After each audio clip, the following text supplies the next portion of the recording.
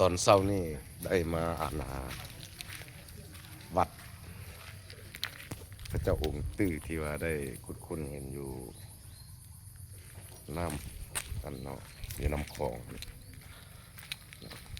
ได้มาวัดพระเจ้าองค์ตื้อเนาะ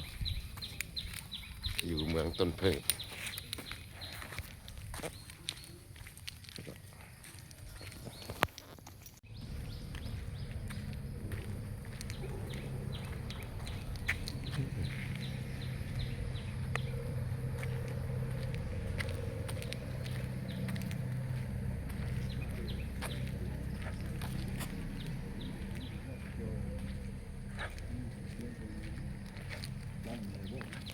วันนี้อีสัก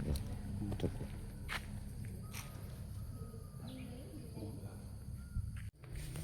สิได้ไปกราบบูชา